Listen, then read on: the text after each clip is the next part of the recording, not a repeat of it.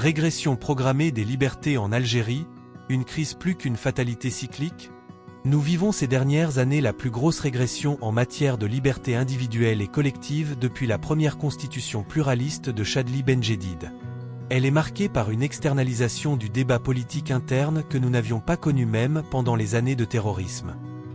Porteur ce débat à l'étranger signifie une incapacité à l'organiser à l'intérieur et faire ainsi réguler la vie politique de la nation par des réseaux sociaux offshore. Cela signifie aussi prendre le risque de mettre l'Algérie sous la pression et le chantage diplomatique des puissances étrangères qui hébergent les activistes algériens à l'étranger.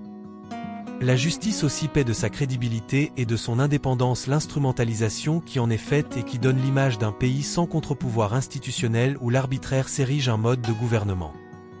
Saad Bouagba, Abdelwakil Blam et bien d'autres personnes sont des victimes de cette dérive programmée de notre système politique qui ne veut pas se rendre à l'évidence qu'aucun projet politique ou programme économique ne peut aboutir sans l'adhésion libre, volontaire et consensuelle de notre population réduite à la mobilisation autour des questions d'approvisionnement et des questions d'actualité mondiale plus qu'autour de ses propres défis nationaux.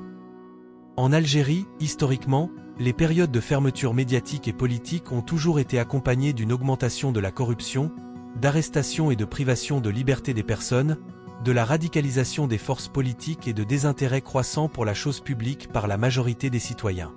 Le pays se dévitalise alors, devient une addition de destins individuels et le silence et l'opportunisme s'élèvent au rang de vertu nationale. Le plus dramatique pour nous serait de ne pas apprendre des crises vécues par le passé et des expériences des autres.